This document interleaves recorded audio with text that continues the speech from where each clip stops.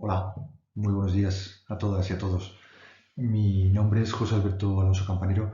soy miembro de la Junta Directiva del Comité Nacional de ICOMOS y estoy al cargo del grupo de trabajo relacionado con los objetivos del desarrollo sostenible y la emergencia climática. Muchísimas gracias en nombre de nuestra organización por la invitación a las jornadas técnicas sobre el cambio climático y el uso de energías renovables en los paisajes culturales. Es una pena haber tenido que grabar esta presentación. Nos hubiese encantado participar allí personalmente, pero por problemas de agenda, desgraciadamente, no ha sido posible.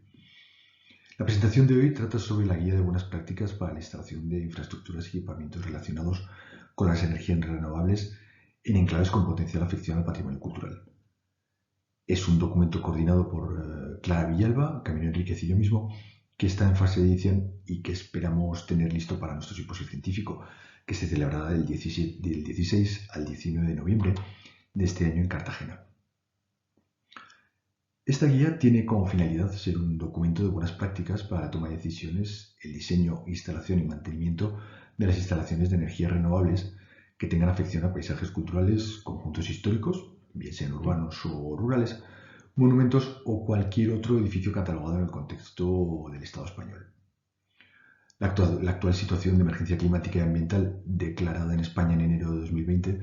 está obligando a gobiernos, empresas y entidades de la sociedad civil a realizar un cambio en sus dinámicas de funcionamiento. Esta realidad, además, se ha visto agravada por una crisis energética global que está obligando a tomar decisiones de gran alcance en muy poco tiempo. Por ello,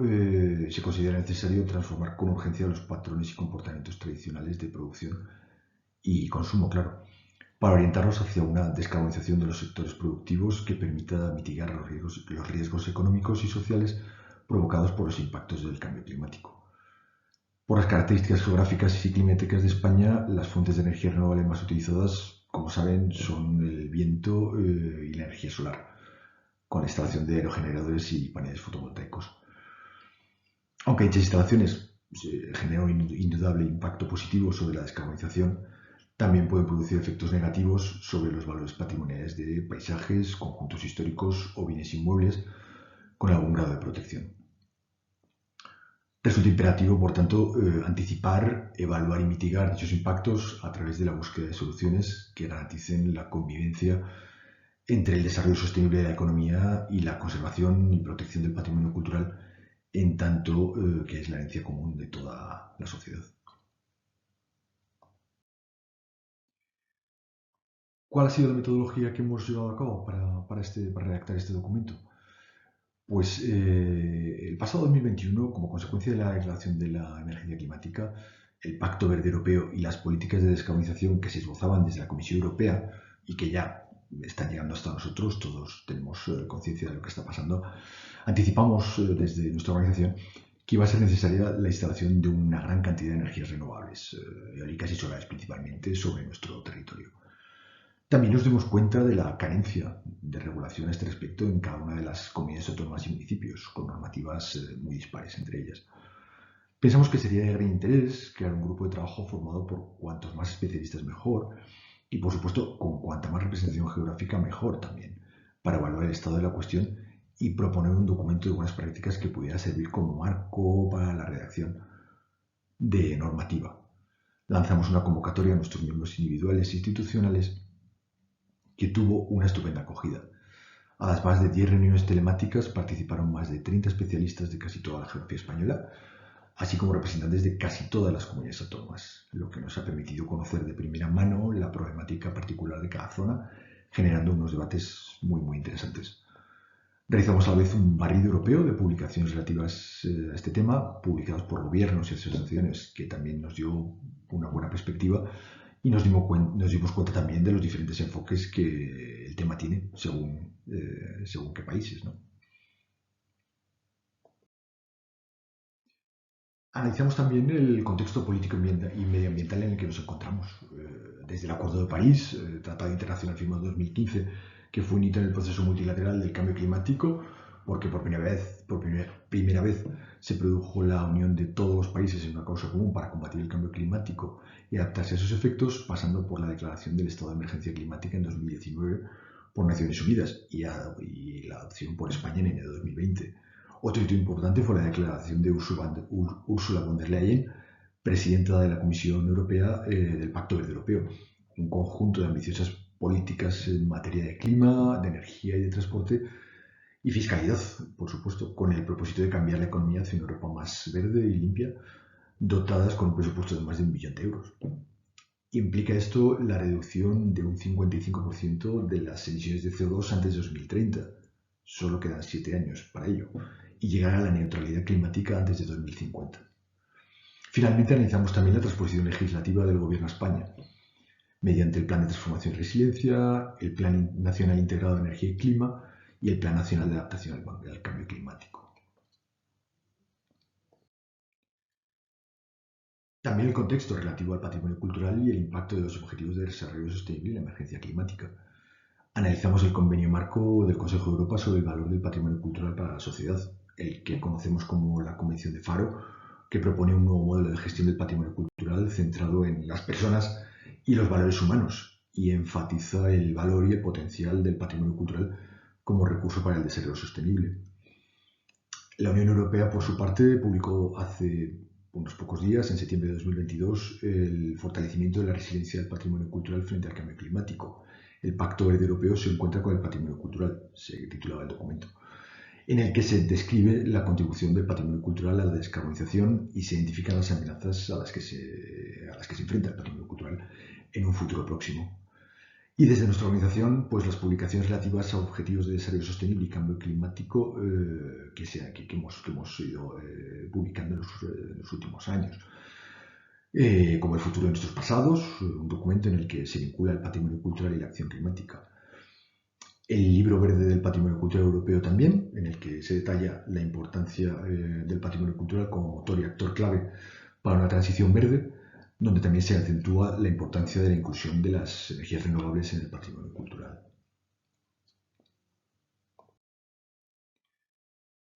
Y una vez analizado el contexto, pasamos a las evaluaciones de impacto patrimonial, lo que denominamos la importancia de un buen análisis para tomar decisiones, ¿no? La normativa estatal y autonómica en materia de patrimonio cultural en España restringe en gran medida cualquier intervención sobre bienes de interés cultural, los BIC, que puedan suponer un menoscabo de sus valores. O sea, cualquier introducción de instalaciones, tendido de cableado, colocación de otros elementos discordantes, ¿no? Por su parte, la regulación actual para la instalación de infraestructuras para el desarrollo de energías renovables, que desarrollan el Ministerio de Transición Ecológica, y las diferentes comunidades autónomas de España establece la necesidad de llevar a cabo un procedimiento de evaluación de impacto ambiental para su autorización. Sin embargo, no se establece una metodología concreta sobre cómo analizar la posible afección al patrimonio cultural, lo cual dificulta enormemente la interpretación por parte de los promotores y los redactores de los proyectos, incluso la propia administración competente en materia de la protección de los bienes culturales, encargada de realizar los informes sectoriales correspondientes. Para ayudar a tomar decisiones informadas y con criterios lo más objetivos posible, existe una figura no recogida como tal en la legislación española, pero que puede resultar de gran interés en estos casos, que es la evaluación de impacto patrimonial. Aunque son todavía muy desconocidas en el contexto español, las EIP, que llamamos, son documentos redactados por profesionales especialistas en patrimonio cultural o natural, que evalúan el posible impacto de los proyectos o infraestructuras puedan tener sobre la autenticidad, integridad o gestión de los sitios patrimoniales. Estas evaluaciones deben ser elaboradas por profesionales con alta especialización y un profundo conocimiento de la regulación en el ámbito patrimonial o cultural local, el sitio afectado por la infraestructura y el proyecto propuesto. En la medida de lo posible, el equipo técnico redactor debe estar conformado por un grupo de especialistas interdisciplinar e independiente. Con respecto a los contenidos de estas evaluaciones, pues como mínimo, estas evaluaciones de impacto patrimonial deben incluir una investigación de antecedentes, una identificación clara del alcance y del punto de partida del proyecto, el conocimiento completo del proyecto propuesto y las alternativas posibles, la identificación, la predicción y evaluación de los impactos provocados, las medidas de posible mitigación o mejora, Por supuesto, un informe y una comunicación a todas las partes implicadas, todos los stakeholders o grupos de interés, y una metodología para el seguimiento o monitorización del expediente hasta su conclusión. ICOMOS, lo pueden ver en pantalla, ha publicado en 2022 el Guidance and Toolkit for Impact Assessments in a World Heritage Context. En castellano, la guía y herramientas para evaluaciones de impacto en el contexto del patrimonio mundial, que es un documento de referencia por su extraordinaria calidad y claridad para la redacción de evaluaciones de impacto patrimonial en el contexto de los sitios declarados Patrimonio Mundial. Está disponible para su descarga gratuita en la web.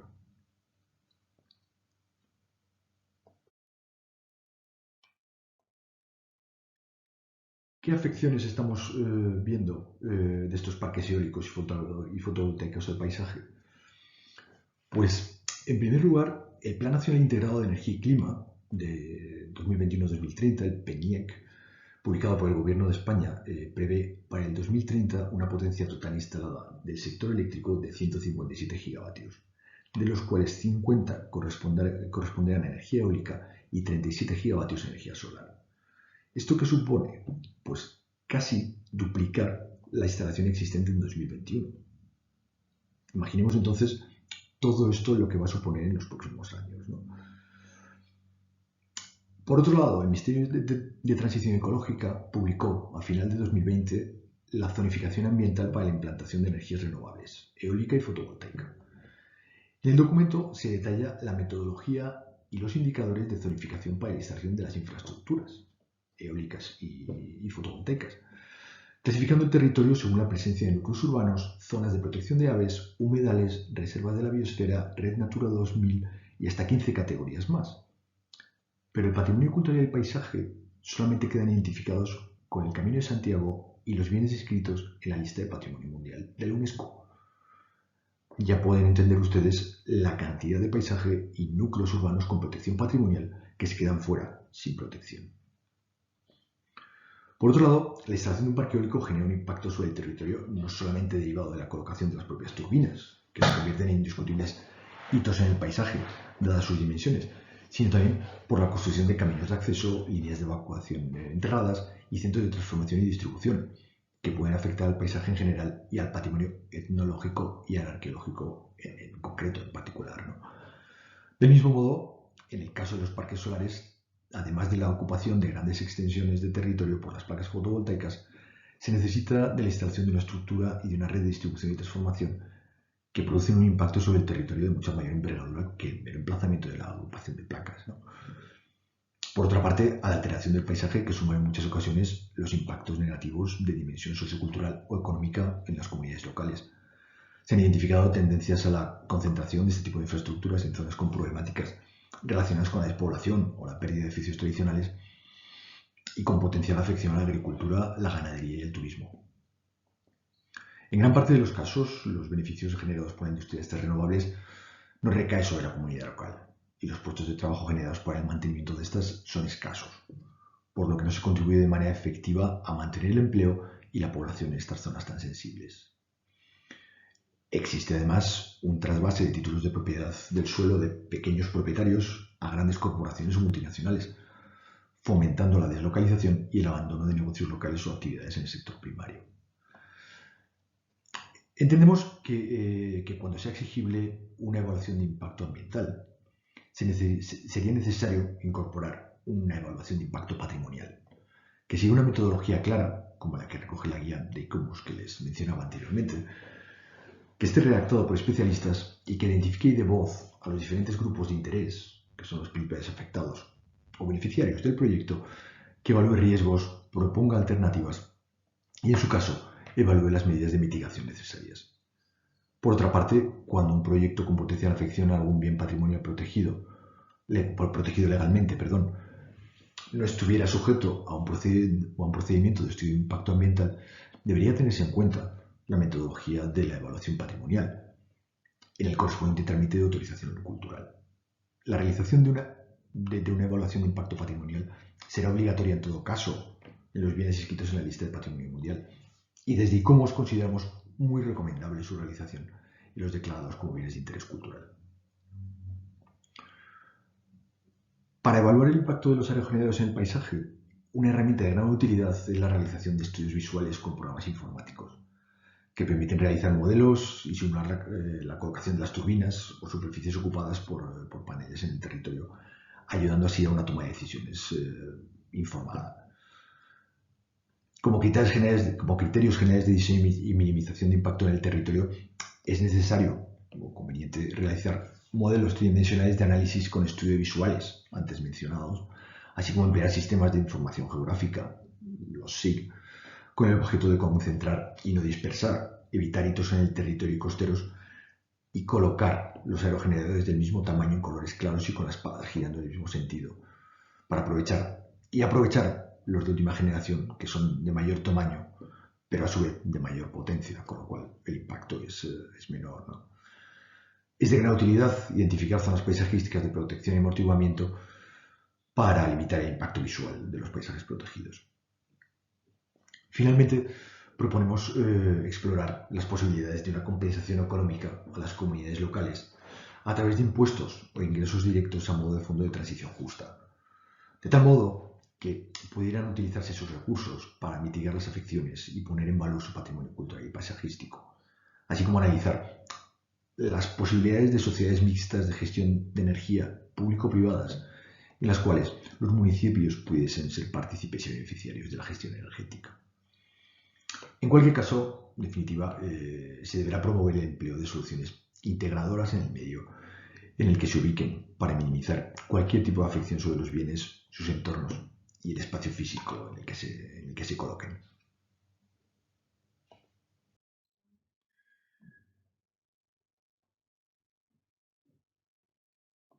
En cuanto a las instalaciones solares en conjuntos históricos,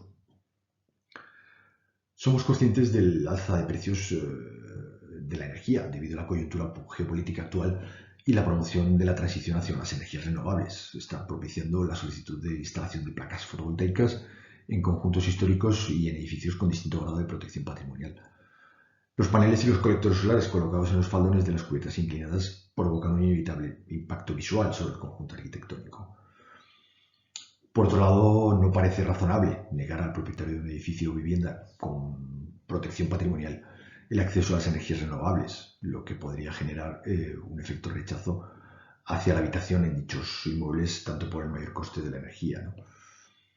Proponemos la realización de evaluaciones de impacto patrimonial para poder tomar una decisión informada en el trámite de la autorización cultural. No obstante, la realización de una evaluación de impacto patrimonial debe ser obligatoria en todo caso cuando, como les decía antes, cuando el proyecto involucre bienes inscritos en la lista de patrimonio mundial.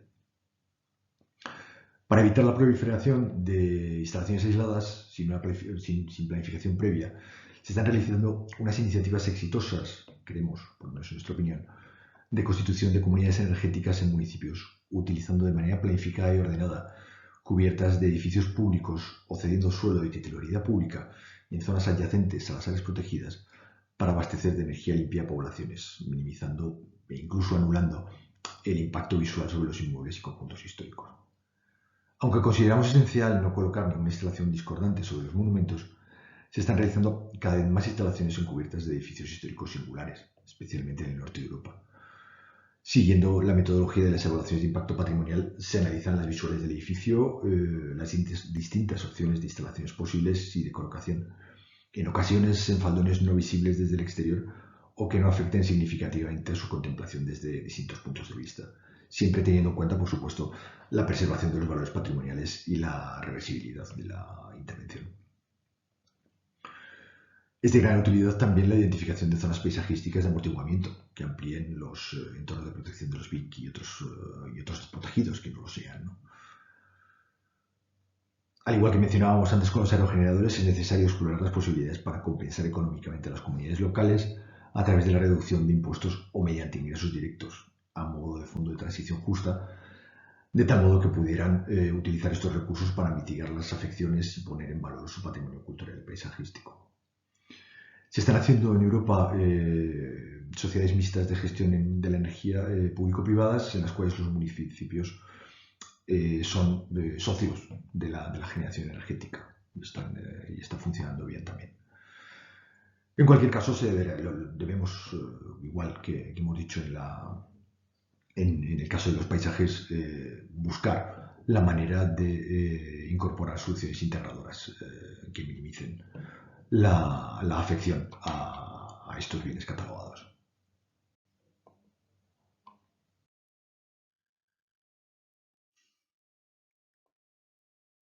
Finalmente, por concluir, después de estos meses de análisis y reflexión, podemos cerrar con casi lo siguiente, ¿no? Que es fundamental identificar a todos los grupos de interés, promover procesos participativos y de diálogo entre todas las partes involucradas. Todo el mundo tiene algo que decir y todo el mundo está afectado por estas instalaciones. Hay que evitar la adopción de directrices generalistas o aplicables para todos los casos. Es necesario analizar cada proyecto de infraestructura eólica o fotovoltaica de manera particular, caso por caso, siguiendo una metodología clara, a través de una evaluación de impacto patrimonial, como lo que hablamos, de estas propuestas por ICOMOS, siempre redactada por especialistas, que sea multidisciplinar y que evalúe las afecciones sobre el inmueble o el paisaje en su caso. Promover la modificación de la legislación relacionada con las evaluaciones de impacto ambiental a la mayor brevedad posible, esto es urgente, desde el ámbito de las instituciones, tanto a nivel estatal, en revisión en el momento de la redacción de este documento, como de desarrollo de las distintas comunidades autónomas para incluir una revisión a la metodología de las citadas evaluaciones de impacto patrimonial dentro del procedimiento general para clarificar cómo han de analizarse y evaluar las posibilidades y afecciones de los proyectos de patrimonio cultural. Incluir estas figuras de análisis de impacto de las intervenciones en la legislación en materia de patrimonio cultural, también dentro del trámite de las autorizaciones culturales de manera obligatoria para bienes de patrimonio mundial y, de nuevo, muy recomendable para bienes de interés cultural, los BICs. Es muy importante proporcionar orientación sobre la metodología de las evaluaciones de impacto patrimonial a las autoridades nacionales, regionales y locales, trasladando los principios generales publicados por ICOMOS Internacional a nivel local, adoptando con un lenguaje sencillo, que todo el mundo lo entienda, para permitir una fácil comprensión de todos los implicados, facilitar la planificación y, por supuesto, compartir objetivos, ¿no? Nosotros en ICOMOS España, como organización formada íntegramente por especialistas en patrimonio cultural, queremos tener un papel central en la formación y divulgación de esta metodología entre sus miembros individuales e institucionales, así como entre toda la sociedad civil dentro de nuestro programa de actividades. Es fundamental promocionar también ejemplos actualizados de buenas prácticas, tanto nacionales como internacionales, que muestren la mejor manera de conjugar instalaciones sostenibles con preservación del patrimonio cultural y sus paisajes. Es necesario fomentar la colaboración entre autoridades estatales y autonómicas y garantizar la cooperación interdepartamental para mejorar la tarea de la planificación de los parques y otras infraestructuras y la identificación de zonas de protección o salvaguarda. Hay que promover el diálogo y desde el momento de la planificación realizar una identificación de los grupos de interés y en los procesos de consulta, como hablábamos. Hay que promover la elaboración conjunta de matrices de impacto por parte de todos los grupos de interés para identificar los riesgos directos e indirectos del tipo cultural, económico o social, tales como la despoblación o la pérdida de oficios o prácticas tradicionales, entre muchos otros, ¿no? Hay que considerar la introducción de zonas visuales de amortiguamiento para limitar el impacto visual de las infraestructuras. Hay que fomentar la colaboración y la investigación en el campo del diseño industrial para que se tengan en cuenta las particularidades de los valores patrimoniales y paisajísticos a la hora de avanzar en el diseño de las distintas soluciones constructivas, instalaciones,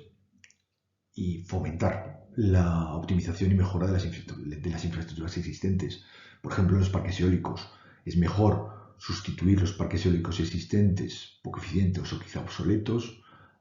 por otros más modernos y más eficientes, frente a construir otros nuevos. Y finalmente, es muy importante conocer las soluciones actualizadas y las últimas tecnologías, así como los ejemplos ya empleados sobre el patrimonio cultural, para asegurar una máxima integración y optimización de la instalación con el mínimo impacto posible. Y bueno, esto ha sido todo. Esperamos tener la guía publicada y para descarga, como les decía, dentro de un mes aproximadamente y presentarla a nuestro simposio. Muchísimas gracias en nombre de toda la Junta Directiva de ICOMOS. Les deseo una muy fructífera jornada y hasta pronto. Gracias.